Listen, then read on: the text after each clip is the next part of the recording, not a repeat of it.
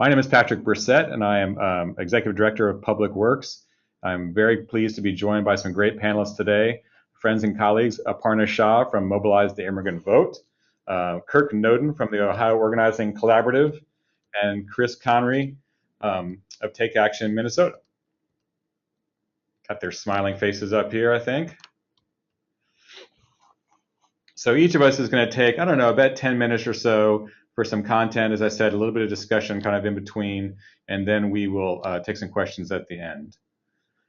Our organization here at Public Works, as some of you know, is dedicated to the small challenge of trying to rebuild support for the role of government in our society. And we've been doing that for about 10 years and working with advocates and organizers and public union members and public managers, anyone for whom kind of current attitudes about government gets in the way of the progress that they want to make. I think in the most recent years, we've really been interested in working with people who are doing community organizing work and working on issues of equity and racial justice to think about how we kind of reclaim government to those purposes, even when it's not living up to our goals. A couple of caveats that we like to touch base on a little bit beforehand is just that people are not as familiar with our work. Our mission is not to get people to like government as it is or telling them that they're good, that it's good, or making excuses for it when it doesn't work. We're really just trying to change the general public conversation to recognize the unique and important role that government plays in a good society. And even when it's not working, how do we aspire to a government that can work better and focus on building those systems we all need to build good communities? From my perspective on doing this work in the field, the organizers play a really critical role, and the people that are working kind of on the front lines of organizing communities to improve their lives and improve their neighborhoods really are at the nexus of this conversation about the role of government in our society. We certainly believe that effective engagement and full participation is going to require a reclamation of government back to its common good purposes. But we want to recognize that it's a contested relationship, that government has not always been a good actor and has been part of the problem at some point. We also have various roles as watchdog and kind of holding government accountable to what we expect from it and transparency issues we're all working on. And so that while we are doing that work, there still is a question of how do we make sure that we don't kind of throw government under the bus and fuel all the negative perceptions, even when we need to be holding it accountable and critiquing it. Sorry about the font mess up here. We've got 3 different presentations and a Mac, etc. So I know that we can even look back at the founding principles in our founding documents and recognize we have lots of language that suggests that we are dedicated to equity and freedom and opportunity for all people. But we certainly know that over its history, government can be a tool for justice or injustice. And whether that's the federal government or local governments, things from redlining to Community Reinvestment Act, the kind of ends of the scale of the ways that government has been used for good or ill. So from my perspective and from our perspective in the field, the challenge is how do we have a conversation with the public and particularly with community members who may be deeply frustrated or disengaged, a conversation that focuses on reclaiming government and really taking it back to its core purposes.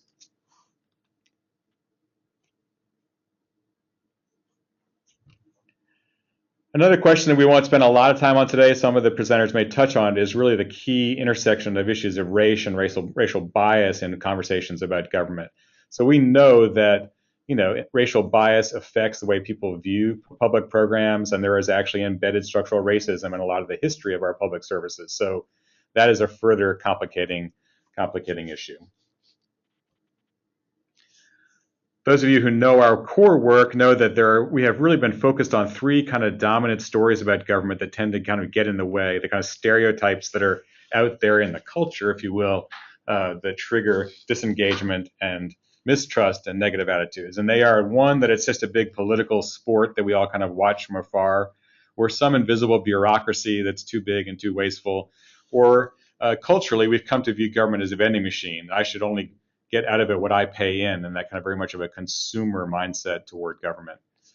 Again, those of you familiar with our work, and you can learn more about these kind of core principles on our website, know that we're really trying to change the narrative so that we have a story about the unique role and purpose, the mission of a good and functioning public sector. really get people to remember the array of systems and services that are all around us that are essential to the functioning of our communities and need to be supported, and always evoking kind of civic mindedness. What is our kind of shared responsibility, if you will, to get these systems working and to support them? One of the aspects of the conversations we've had in the field with community organizers and advocates and others who feel like one of their core jobs is to hold government accountable is to figure out ways to critique it without undermining it at the same time. So one of the things we've done in the trainings is develop a little module, and there's actually a paper that you can download on our website that we will post with these slides, of ways to critique it so that you don't fuel the flames, if you will. The core idea is to focus on the value of that government program or service and what it's supposed to be doing, and holding the critique up against that. So I'll give you an example to be kind of concrete. This may look like a typical example or a typical language that people may have seen or even used. Once again, the actions of our city housing department show that it's all about who you know, and if you want to get anything done. If you don't have some big money political clout, you can't get any response out of the bureaucratic mess of an agency. As always, our working class communities of color are just overlooked. But we're taxpayers too. We paid our share into the city coffers, and we should be getting some in return. I think this is an example we made up to show just how easy it is to trigger that it's all about just politics. It's a big dysfunctional bureaucracy, and we should be getting our money's worth out of it as well. That's not to say that there's not an honest critique to make, but is there a different way to make it that's a little bit more constructive? So one of the themes to think about, and I know that some of the folks who are joining us on this call are good at this, is how do they make sure people are focused on what government is supposed to be doing? What is the job that it should be held up and held responsible to? Even to talk more about that system and how it works, and really to reclaim our kind of co-responsibility in making it work again and getting it back on track. When we pay attention to that, we are actually reinforcing the core mission and purpose, why it matters and why it needs to be fixed, and again, engaging people in the solution. So a couple of key things that I'll leave off here, and I'm really looking forward to our panelists weighing in on the way they've grappled with some of these topics in their own states and communities. We really try and get people to think about how we reclaim the notion of government as a tool. It's really kind of something that we use for social justice and equity. How do we lift up the systems that should be benefiting all of us and the need to invest in them equitably, and always reinforcing notions of shared fate and how we are connected to each other's outcomes. So I'm going to turn it over to Chris here in just a second. I know he's been doing some great work in Minnesota. They had a successful revenue campaign not too long ago, but their ongoing kind of work in the state really, I think, has done some good in turning the conversation around. So Chris, I'm going to turn it over to you. You should have control of the mouse if you can click your slides. If not, I can do it for you. Nope, it seems to be working. Hello, everybody. My name is Chris Connery. I'm the Organizing a New Economy Program Manager at Take Action Minnesota. I'm very excited to be here. We first got engaged with Public Works back in the spring of 2010 when they came out and helped us put together a communications training as we were heading into a session where we were going to have a big debate about raising tax revenue. And so a lot of their work has just sort of seeped into what we do here, and it's still something that we find ourselves, referencing as we put together campaigns and talk about what we're going to do during a given session. So excited to get to share a little bit about what we've learned, and I will say right from the get-go, my presentation is a little more conceptual and a little bit more about how we think about government and how we train people to think about government, and a little less sort of textual and based on sort of tactics we do in campaigns. And so what I wanted to do is just first give you a little bit about the kind of the background of Take Action, some of that thinking about government that we do, and then share with you some of how that's played out in a particular campaign, the revenue campaign that we worked on, and then what are some of the common strategies that we find emerging in our work, not just on revenue, but across a whole set of issues that help us both position and relate our members to government more effectively. So with that, I'm going to try to move us forward to the first slide. So the first thing I thought was important to share is that the members that work with us at Take Action have a really wide range of experience in government, from progressive activists who generally tend to be, pretty in favor of sort of public solutions to the problems in the state, to workers in kind of low standards industries, many of whom, have limited or sort of mixed experience of government, many of whom have never voted, and have a kind of mixed experience. We work with some second and third generation immigrants from the Hmong community, folks who've been participants in the healthcare system, and quite a few people who've actually been incarcerated. So as you can imagine, there are people with pretty positive opinions, and also people with fairly mixed or even sometimes more negative opinions of government when you talk about it just straight up as government. So when we are trying to move something, we are always trying to get our folks oriented to a kind of long-term picture of what is the project we're doing together, because we have this fairly diverse group of people. And so what that means is that we're always trying to move three sometimes more different sets of constituents when we're talking about government. The first is our own base. So we have a list of about 45,000 people. We've got about 14,000 individual members and 27 organizational members. We've got, maybe 1,500, 1,000 members that are, active and do stuff with us, once a year or so. And then we got kind of our core leaders that are kind of in here every month, doing the work. And so a lot of the way we think about how we're going to talk about government is through the lens of how do we mobilize and move our own people. Second thing is we're always trying to influence elected officials and shift their thinking and opinions. And then we're also often trying to move the media and shapers of political consensus here in the state, who are effectively kind of defining what's possible. So when we're doing that, like, what is it in the long run that we're trying to accomplish? And part of what we are always orienting people to is a long-term vision of equity and democracy, meaning of everybody having what they need to be able to live, and everybody able to have a role in participating in the decision-making processes in the major institutions of their life. That's government, but it's also the economy, it's also workplaces, et cetera. The second thing is we see that there are a couple of things usually standing in the way of the realization of both those goals, and that is corporate power and structural racism. And so what we do is we deploy a set of campaigns to try to take on those barriers in order to get to this vision of equity and democracy. We work on healthcare, mass incarceration, voting rights, future of work campaigns, which are really focused on raising standards in industries that have lower standards, and then tax and budget campaigns.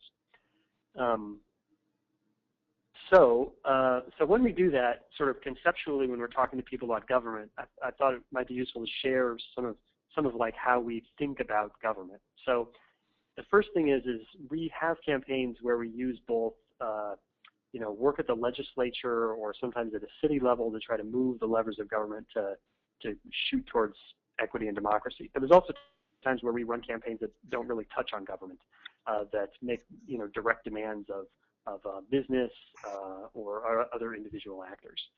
The second thing is we tend to kind of distinguish people or ourselves, or often we talk about families, from government to some extent. And what that means is, kind of related to the third point, we distinguish government as an instrument. So we sort of acknowledge that government can be captured. Government can either work for us or work for big business. It can either work for, be made to like serve families, or it can be made to, serve the interests of the already very powerful. And so, we have not had we have never really had a lot of luck trying to get people to identify, the government as completely their own. And so we think that that distinction is, somewhat helpful and gives people something to kind of shoot for. We also do some trainings where we position government within the world at large, meaning, it is only one of the major shapers of what's happening in the world. So there are other things like the commons, corporations, the major financial institutions, and the very, very wealthy that are also shaping what's happening in our society. And finally, we try to place government in history. So that last picture I just popped up is, for example, the Teamster strike that happened in Minnesota in 1934. We're always trying to talk about how the kind of organizing work that people have done before us ended up shaping, positive uses of government that have kind of built what's possible for the rest of us when we lead our lives day to day. So, so what this means in practice is, I thought maybe one of the clearer campaigns where we've had to deal with this has been a long-standing campaign to pass progressive revenue in the state. And so, we've had experience in a wide range of different sort of political settings. For almost a decade, we were largely on the defense on taxes. There was a governor who'd taken a no new taxes pledge, and then for a couple of years after he was gone, there were majorities in both the House and the Senate that were opposed to raising taxes. At that same time, we also had a governor who had run on raising taxes, and when the legislature switched in 2012, we then had majorities in both houses that were also, willing to raise taxes. And so we have experience both in deficit scenarios and now, fortunately, also in surplus scenarios, both pushing to raise progressive revenue and also pushing to defend against cuts. And so in the course of that, we've had a lot of experience, working with allies to both make the case about, why government is necessary and why certain investments, either shouldn't be cut or should be grown, but also talking about how the tax code is being used, for us or against us overall. And so let me go forward to give you some sense of what are some of the kinds of things we've done in the course of those debates. So there's a set of frequent strategies that we use to kind of move and alter our members and our allies' relationship to government. One of them that I think is important is we really believe that working within a community of organizations in Minnesota, it's important that we have clear roles and kind of unique voices. So the Minnesota Budget Project for years has run a coalition called the Invest in Minnesota Coalition, which has regularly and effectively mobilized the nonprofit community on issues of revenue, and has also been able to really smartly position sets of investments as being, the critical reasons why we would raise revenue, and tried to, point out, the urgency around, why government is needed and why revenue is needed to make it happen. And we value that work. We sometimes use those frames ourselves, but then we also see that there's another role that we sometimes play, which is talking about naming the opposition and defining government as having been captured. So I just popped up here a meme that we used during a campaign we ran to close corporate tax loopholes, where we basically position the very small number of businesses that got this one particular tax loophole versus, families in the state that have for a decade, had to pay, through cuts in services and out of their own pockets to make up for that lost revenue. Another thing that we're always working on, sometimes more effectively and sometimes less effectively, is trying to figure out how to make a case about government that is not about charity, but is about solidarity. And so the picture I just put up was, again, from this same revenue campaign, where there were about $300 million worth of tax loopholes on the table. And we went out and talked to a bunch of our members and said, if you had $300 million, what would you spend it on? And so, and then put this picture up on Facebook and got a good conversation going kind of with our online list and with allies around how would you spend this $300 million if we could close these loopholes?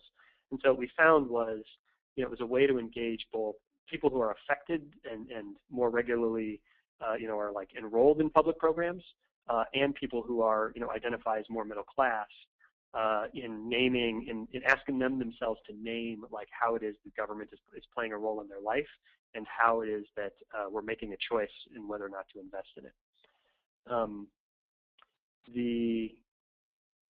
Next one I'll say is, we after that 10 years of consistently losing on the revenue battle, we were all pretty sick of being on the defense and have tried to always find ways to be on the offense. And sometimes what that means is having policy proposals which push the envelope of what's possible.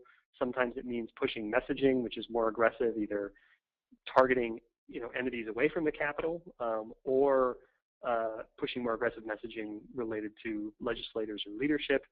And then sometimes it's tactics, like just doing more aggressive tactics around the legislative session or in campaigns to sort of push and sort of polarize the situation more. And then the last thing I'll say is we are always trying to relate what's happening outside the Capitol with what's happening inside the Capitol. And what that means for us is, when we think of testifying at the Capitol, it is usually, let's get 3 or 4 members to testify and then have a staff member kind of do cleanup or answer technical questions. As much as we can, we try to make the face of the campaign people that aren't spending their time, lobbying. And so that is the sort of quick rundown of I guess how it is we think about our work and how it is we move our members and allies around the question of how to engage with government and how to both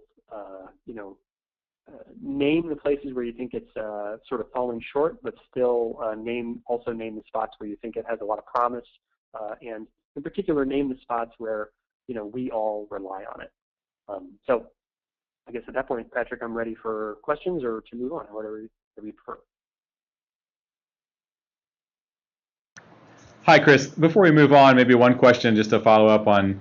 It was really impressive during the revenue campaign, and you gave a great example of the people holding up what they would spend the revenue on. Did you feel like that work and the work of your allies really did kind of elevate, or help people remember and appreciate particular public programs that are often kind of invisible to them? Is there any anecdotes about that? Because I just felt like that was a really interesting tactic that you all did. Well, there was a particular tactic that the Invest in Minnesota Coalition did, which was 10 Ways in 10 Days campaigns, where what we would do is at a sort of critical point in the session, we would get storytellers on transportation, on education, on disability services, on parks and greenways. I mean, you name it. You'd have a picture of a person that was sort of humanized, like we're not just talking about a train here, we're talking about people who ride a train. And they would make the case about their own experience, and it was always about that texture. And I think what we found, what we found kind of across the board is that,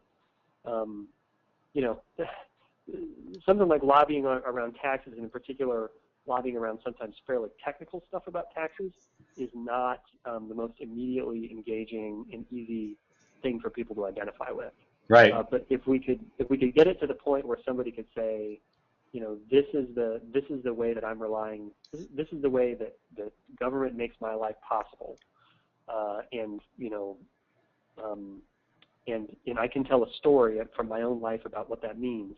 When you put that story of a constituent in front of a legislator, you can quickly move the conversation away from sort of an ideological debate to a kind of an accountability debate, which is, you're accountable to these people and making their lives work. So yeah, that's great. That's very helpful. Like I said, it was always impressive to watch that. I mean, certainly one of the things we really emphasize in these tax conversations is to make sure it's not just about the money, that it really is about the kind of community benefits that are gained from these various public programs and the impact on people and families. And it just seemed like you've done a great job of that in the state. Thanks. Thanks. All right, we're going to move on. I'm going to switch over to Aparna Shah, who's doing some great work out in California. Aparna, can you hear me? I think I've handed over the keyboard to you. If you can take over, you're good to go. All right, thank you, Patrick. Hi, everyone. Good afternoon. I'm Aparna Shah with Mobilize, the Immigrant Vote in California. And we are a multiracial coalition. We've been around for about 10 years.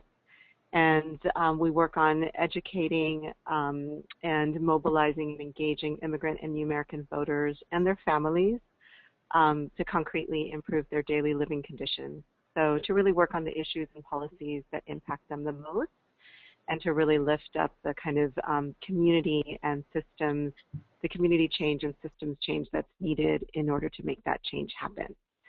So it's great to be a part of this panel, and I think the other piece of what Chris was talking about, he gave you kind of the big picture around the work and how they do it. I'm going to talk a little bit more about some of the more specific strategies and tactics that we've used, particularly in the last sort of 4 to 5 years here at Mobilize the Immigrant Vote in California, particularly around really building values-based narratives in immigrant and new American communities.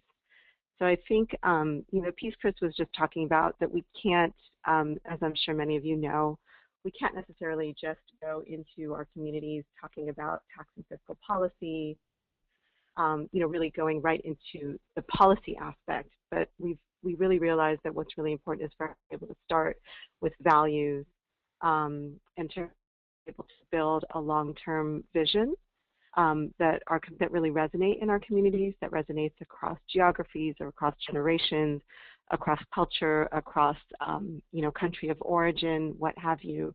And that what we can then do with this narrative that creates this vision is go back to it time and time again, regardless of the issue that we're talking about, regardless of the policy, and continue to build on it. So in 2011, we first started working with Patrick in Public Works and realized that there were a number of national narratives that were coming down from sort of national level that weren't necessarily being tested in immigrant communities, in new American communities, and weren't necessarily being tested in language. And so what we wanted to do in 2011, knowing that we had some time to play before the 2012 election, was to actually do a pilot around starting with values, doing it in the top 6 languages in California, Spanish, Tagalog, Korean, Vietnamese, Chinese, and English, and really trying to see, one, if there was resonance in our communities, 2, if we could find, if folks would be interested in committing to doing some tax and reform work in 2012 as part of the election, and 3, just to kind of play out, what are the kind of values and narratives that would really resonate and move our communities, both short-term and long-term.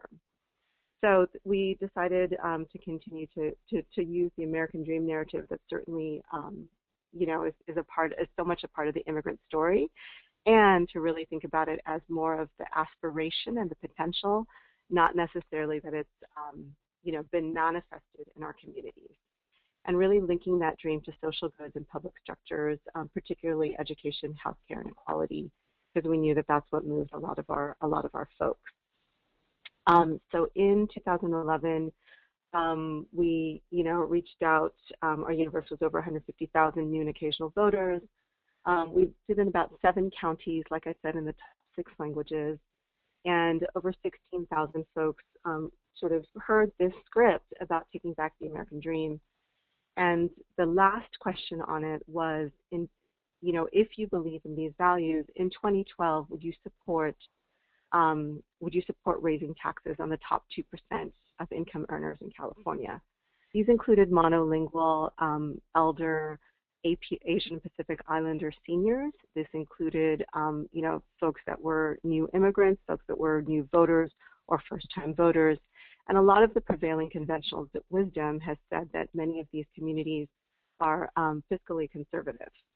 And what we found was that 92% of our voters actually supported progressive tax and fiscal policy as a step in sort of reclaiming the American dream and reclaiming government and reclaiming public structures. And so we were pretty surprised and really excited by this outcome, and decided to just kind of keep playing with this. What this really told us was that, with the right narrative, immigrants and the Americans can really deliver really big dividends for progressive statewide policy change, and the importance of really talking about concrete social goods and public structures, like Chris was talking about. 1, starting with values, and then 2, what is it that we will gain, that we and our communities will gain long-term or get back that we have lost in terms of, divestment in public education and public programs, what have you. So in 2012, we decided to move forward with this narrative I'm now moving more into our sister organization's work, Mobilize the Immigrant Action Fund. And I think folks probably know that in 2012 here in California, for the first time in decades, we had a revenue proposition on the ballot, and we worked as part of a labor community and faith coalition. And our piece was really to target immigrants, communities of color, young voters, progressive voters, activists, and progressive faith-based voters, which weren't necessarily being targeted by the mainstream campaign. So here at MIV Action Fund, we used the same narrative. We did some mailers, again, in the top 6 languages. We talked to folks directly one-on-one. This is a little bit of an example of some of the materials that we put together. We also put together a voter guide, and similar to sort of what Patrick was talking about, really focusing on the why, not the how. So starting with values, starting with the systems that need to change, and then going into the actual policy and what the impact would be on our communities. We also did some graphics around sort of reclaiming the dream, both the day of and the day after the election, again in the multiple languages, really wanting to ground this in culture and where our communities are coming from. Our results were very exciting. We're really successful. I think folks probably know this was the first time in decades that California passed a tax increase. And, of the contacted New American and immigrant voters that we contacted, we actually identified over 85% collectively in support of Proposition 30, and 69% of those actually turned out to vote. You see a little bit of the statistics around some of the demographics of those voters, as well as the counties that they were mobilized in. And it was really exciting, and I think it really continued to show the power of starting with values, of really what it means to reclaim government. I want to touch a little bit on the point that both Patrick and Chris talked about around being able to offer a critique of government without undermining it. So, we certainly know in immigrant and American communities and communities of color and low-income communities that there is a number of issues around criminalization of our youth, divestment in public programs. For immigrants and New Americans, there's a lot around family separation, detention, deportation, immigration reform. While we know that those are really critical issues of our government, for us and our communities and government at large, part of this is really around this idea of what it means to reclaim and redefine, and say, this is what it looks like when government is working for all of us, and that our communities have a say in that. So moving on to last year, in 2013, knowing that there was this potential window for immigration reform, we decided to make a pretty big pivot with the narrative and actually use it to go back to our communities and talk about the American dream around the context of immigration reform, and not necessarily the specifics of the how, but again, like, what is the big vision and what are the values that our constituents wanted to communicate to their elected representatives. This ended up being, a very exciting campaign for many of our partners on the ground.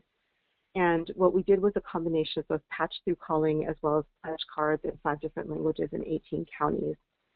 What we found was that the narrative, that there's a lot of flexibility in a narrative that really starts with values and that really looks at a long-term systems change vision for government. And so we were able to tweak it. We were able to take it back out, just give you a sense of all the counties that we worked in and the different voter actions. And, what was particularly exciting was that there were a number of voters that actually wanted to speak directly with the offices of their elected representatives around what values they wanted to be able to lift up. I think some of the innovations that this particular round really showed us was that if we continue to build and refine our messaging, our tactics, our strategies, we continue to really define what that long-term vision is in terms of reclaiming government. And then just a very technical piece was usually in patch-through calling, industry standard is about a 3 to 5% patch-through rate. Because we had to do it in multiple languages, many of whom the staff of the elected representatives don't necessarily speak those languages, we actually had to work with our vendor to change the whole system so that our callers could stay on the phone with our voters. That led to a 29% rate, about 6 times higher than the industry average. And again, what we believe is that when we innovate in immigrant communities, in communities of color, in low-income communities, we actually innovate for the whole field, not just necessarily for these communities. So I think that gives you a sense of kind of the work that we've been doing, and the ways that we've been doing it really, really tactically. I'm going to stop there, Patrick, and see if there's questions or comments, and also because I know that we want to hear what Kirk has to say. That's great. Thank you, Aparna. Yeah, so just a reminder to people who are listening in, if you've heard Chris talking and Aparna and you have some particular questions for them, use that question function on the dashboard and we'll be able to circle back to them when we have a few more moments. Aparna, just before we switch over to Kirk, one thing I've been really struck by is your decisions essentially to use this American dream and California dream narrative really felt to me like there was a natural opening for the conversation about what does it take to make the dream possible, which almost automatically makes you ask questions about what are the public tools we need, and or look back and see how California had been before when it invested in its public systems. So any anecdotes about that? Or I know you talked a little bit about keeping it aspirational, but how that opened the door to a different kind of conversation about what government could be?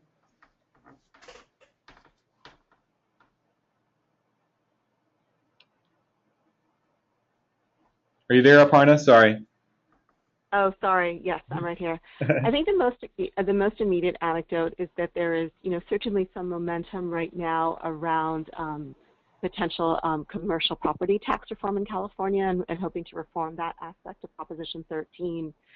And I think that what we are realizing in some of the conversations we're having with our constituents is that, we work both with new immigrants as well as the second and third generations of folks who have been here, or, folks who are here historically and then, the border crossed them. And what we're hearing now is stories about, folks who are remembering what public education used to be like in California pre-Proposition 13. Right. And then contrasting it with what they're seeing, for their kids, around music, art, PE, science, what have you. And so that kind of real specificity of I remember this and this is what I'm seeing and this gap is a real problem is really, really, it's really powerful. And then to be able to do it in the multiple languages and the multiple cultures across generations, there's a kind of momentum that it can build that I think traditional electoral organizing doesn't necessarily recognize or doesn't necessarily have the capacity to build and lift up that momentum.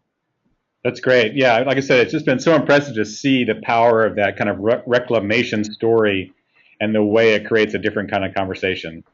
Thanks. Again, if people have questions for Aparna, use your chat function there. All right, let's turn it over to Kirk, who's in a very different kind of context in the Midwest and has been doing some interesting writing about this recently. I would really recommend to you an essay that Kirk wrote for a Belt. Is it a magazine, Kirk? You'll have to tell us, but maybe we'll put that up on the link when we put the slides up. Go ahead. Thanks, Patrick. So my name is Kirk Noden. I'm the director of the Ohio Organizing Collaborative. We're an alliance of 17 organizations in Ohio. It's a mix of faith-based organizing groups, community organizing groups, labor unions, and progressive policy organizations. I want to kind of give a perspective of really thinking about organizing around the role of government in particular in older industrial cities in the heartland and the set of kind of unique challenges and opportunities that exist here. And I wanted to start off by just showing a slide. I can transfer it to the next slide here, a slide of Youngstown, Ohio. There we go.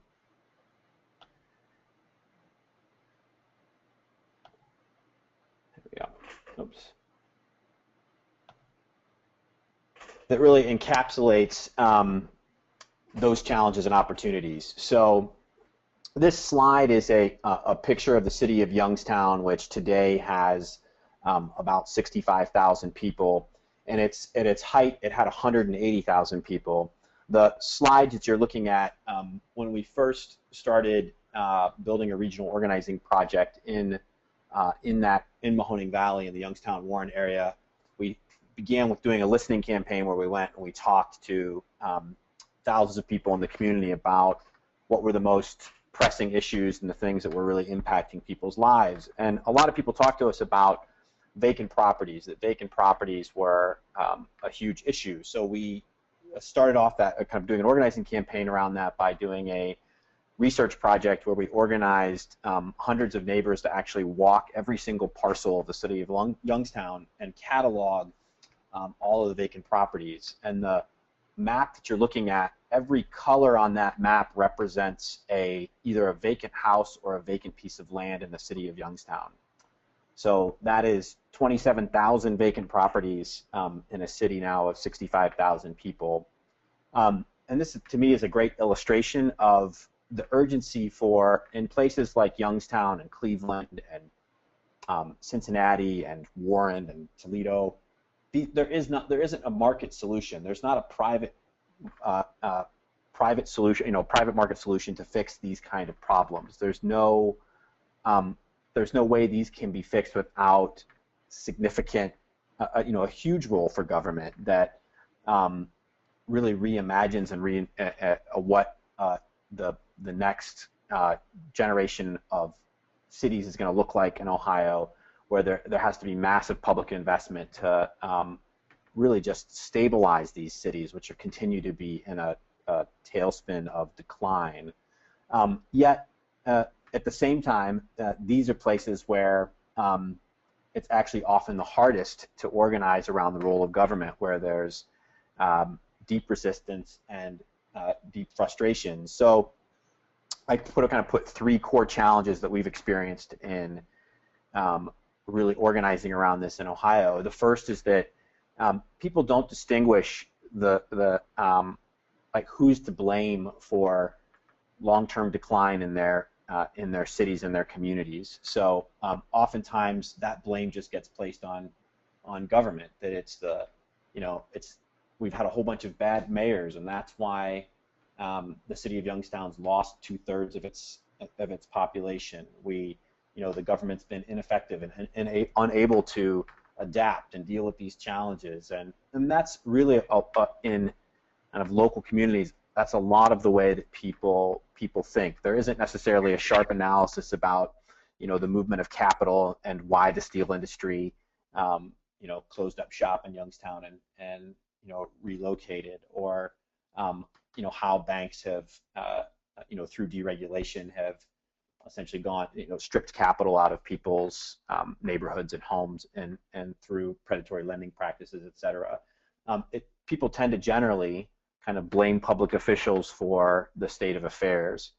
I think the second challenge is that corruption is still prevalent, and many local governments lack competency, and urban cores, on average, have higher taxes to try to sustain outdated infrastructure, whether it's sewer systems and schools that are 100 years old, whether and we just had a huge public corruption problem in Cleveland with the county commissioners going to prison. Just yesterday, the mayor and one of the county treasurer in Youngstown were indicted. I mean, and these are quote unquote Democrats and progressives who are championing government having a strong role for government. And it also, it just happened on the Republican side too. There was a big CoinGate scandal, about 10 years ago, where they had invested in the state had invested in a scam, what cost the state millions and millions of dollars. But I mean, I think that's still very real. That those are problems, as well as in local communities, people's experience of government is not that government, that even the people who are in government and running government are not necessarily high quality, high level people. So in Warren, Ohio, we did a whole, we did a long campaign around fighting for neighborhood stabilization funds, and the economic development director in Warren, which is not a, not a huge city, but it's not a small city. It's 35,000 people. I mean, he became economic development director because he was a radio DJ who was criticizing the former mayor. So the former mayor made him in charge of economic development. His qualifications were he was a professional ballroom dancer. He didn't even have a bachelor's degree. And now he's running the economic development department in Warren, and he's the one who's responsible for actually applying for, multi-million-dollar grants to do neighborhood revitalization in Warren. So those things are real, and they're people's lived experiences. And then I think last but not least, economic insecurity creates a volatile electorate. So, when your neighborhood is in perpetual decline and you live on the north side of Youngstown, and every 4 years your neighborhood continues to destabilize, more people are leaving, your house values are, now your house is worth less than it was in 1980, and you can say, every 4 years the frustration and the anger and the resentment leads to people saying, like, all right, I gave this person 4 years to try to do this, now they haven't done anything, I might as well switch to the next person. You have a really volatile electorate. Those are the challenges that I think are in a place like Ohio and really across the Midwest. How we have really thought about this work, and we've started to work with Public Works actually back in 2011 during the fight around collective bargaining, which was the governor and the legislature that passed a bill called Senate Bill 5 that would have stripped all public workers from the basic right to collectively bargaining. And we got together with community leaders and faith leaders and labor leaders and said, how do we actually talk about this and develop a set of narratives that don't undermine the role of government, but really talk about how government has this key role to play in terms of protecting workers and creating pathways to opportunity. And from that, we've really been, like, I think our strategy has really been around kind of three pieces. I mean, I think that's first is that we have to acknowledge the dysfunction of current government, while simultaneously presenting new models of government and a vision for the role of government. So, part of our, the example, to go back to use, Warren and Youngstown and their city housing departments, which are, not well run and may not ever be able to be highly effective. I mean, it's very much the case that, in fact, those models and those structures of government need to change and need to evolve. So we, did a multi-year campaign around creating community land reutilization corporations or land banks in Ohio that would essentially create new government entity to be able to deal with and address vacant property problems at the scale that we experience them across urban cores in Ohio, and really work to create a new effective form of government that has been highly successful in multiple counties across Ohio now that have set up those corporations, and have really shifted some of the responsibility from ineffective local forms of government to those new countywide forms of government that include local communities as well. So I think we have to kind of acknowledge that some of the structures that we created 100 years ago or 50 years ago aren't working, and we actually have to reform and change and construct new forms of government that actually work, and not just doggedly defend the forms of government that are outdated. And then second, I think is really well illustrated in one of the first slides that Patrick had about about narrative. I mean, I think this is the thing that has really shifted in the world of community organizing, is that there was such a hyper focus on winning the issue and winning the campaign, and it really didn't matter how it was framed. It was like, we're we just need to win this issue and win this campaign, and then we're going to build on that and build on other build to other big campaign, or kind of a stepping stone of campaigns through winning local issues to regional to state to national issues. And I think what people have realized in the community organizing landscape is that is actually incredibly undermining to win and not win. If you're really not winning in the long term if you're reinforcing a set of messages about government, about race and class, about these things. If we're not really conscious about these things and not clear about how we are talking about these issues and how we're linking them to an overall analysis. So one of the really successful things that we've done in Ohio, again, kind of around the housing issue, is we've been able to pass some really innovative foreclosure ordinances in multiple cities that essentially require, once a bank forecloses on a property, it requires the bank to put a $10,000 give a $10,000 bond to the city for the maintenance of that vacant property until it's repurposed. And in the first year alone in Youngstown, we collected $1 million into that fund, 10% which goes to the city for administrative fees. We created essentially, again, like a new structure within local government to be able to deal with the crisis of the foreclosure crisis, and made the banks pay for it versus going to taxpayers, local taxpayers, and saying like you have to pay for that. It not only has been extremely popular, it's also been a really successful program in mitigating the impact of foreclosures in neighborhoods, and it also clearly defines for people like who's the it's not the mayor's fault that there's an abandoned house next to you. It might be Chase Bank's fault, who systematically foreclosed on and passed out predatory loans in your neighborhood based on who lives here.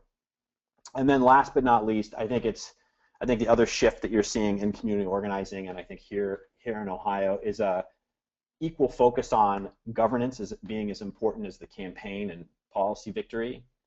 A couple examples of this. I mean, when we were sitting down with Senator Sherrod Brown a couple of years ago, and at the end of the conversation, we were talking about a range of issues. End the conversation, and we said, like, what? We asked him the question, like, what keeps you up at night? And he essentially said, well, and this is probably like 2009. They just passed an expansion of SCHIP, and he said, what keeps me up is that, when we pass and we win on policy like this, like then we fail to actually sign up all the kids who are eligible to get free health insurance, and then people come back and say, yeah, see, these policies are failed policies. So it's our I think he was expressing his anxiety about our inability to oftentimes deliver on, when we win a progressive policy and we win a campaign, like then we kind of wash our hands of the implementation of it. And I think that we really have to see that organizing is at the halfway mark. I mean, I think this is the same mistake that we made with healthcare reform nationally. So we led the healthcare reform effort here in Ohio, and there was $26 million put into the passing healthcare reform, and then about $1 million to do the organizing and implementation work after the law was passed. And we really need to think about the passage of policy and a campaign as that's the halfway mark, and that there has to be as much organizing in the implementation and really thinking about governance. Otherwise we land up losing. And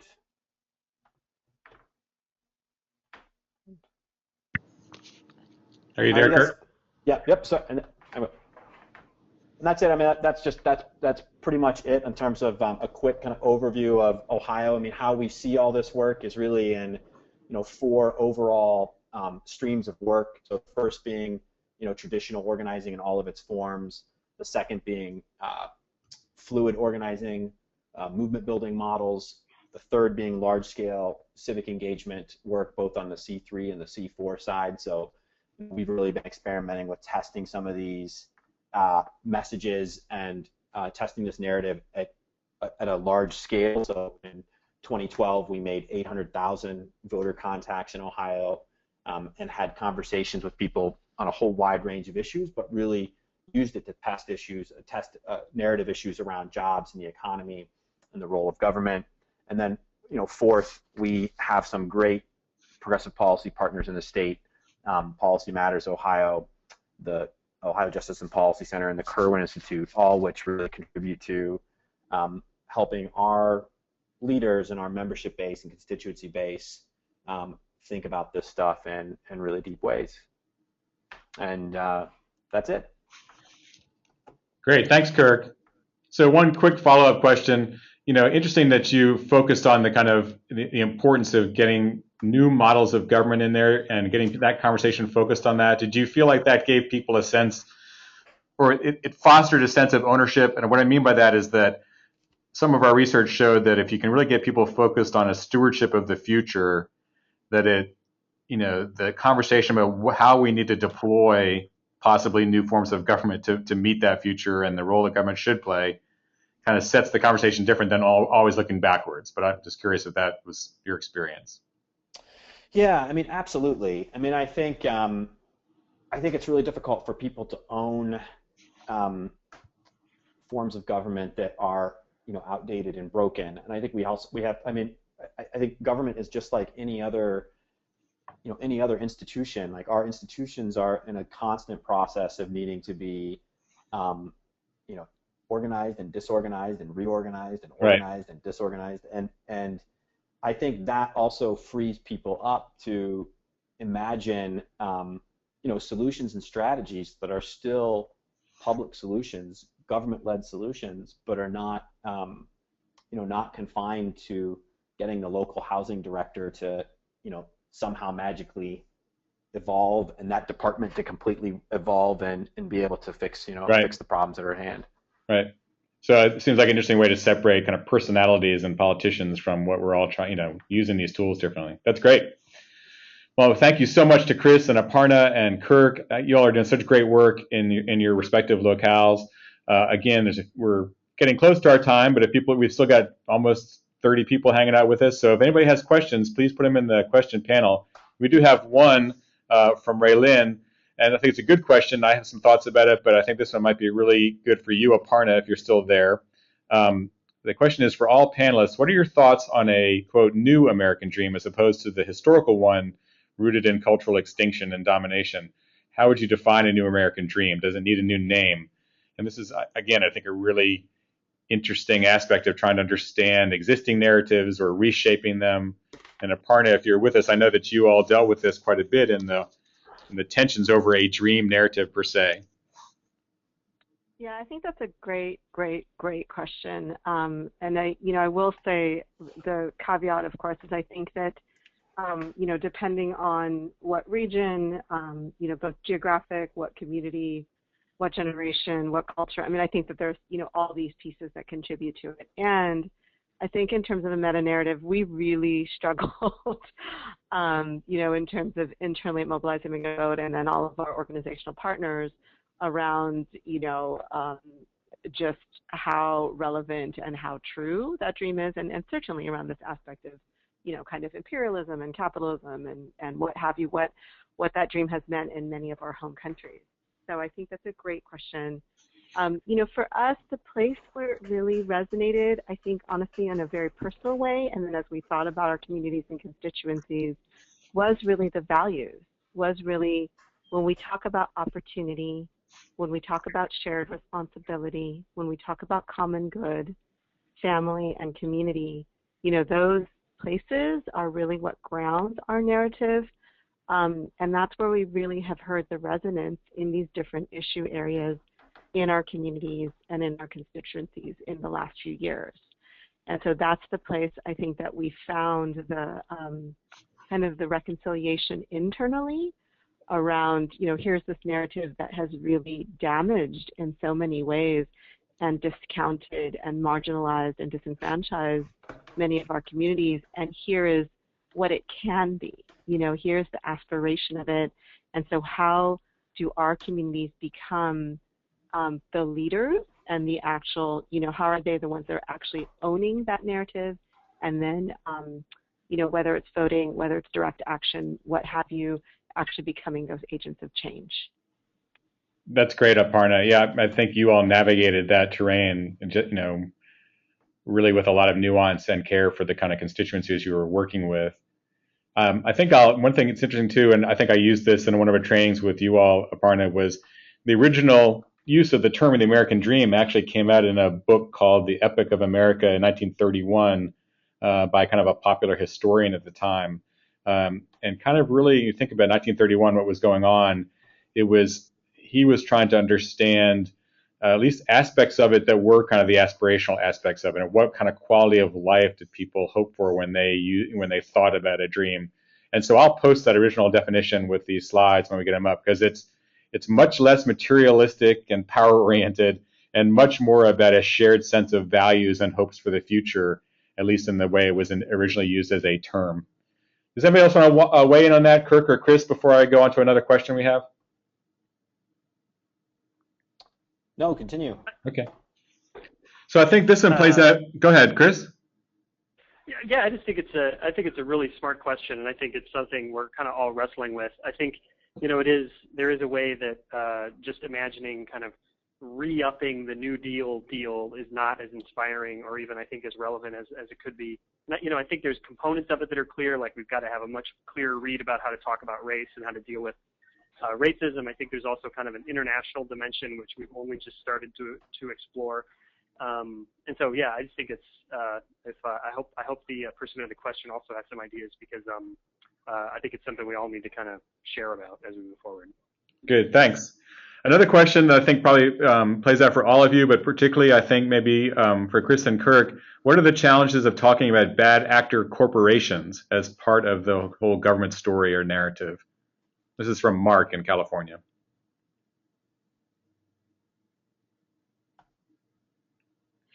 Well, I guess in my experience, there's a couple. One is trying to not completely fall into just a bad apple narrative, and talking about a sort of a whole set of industries as being problematic is sometimes harder to tell a story about.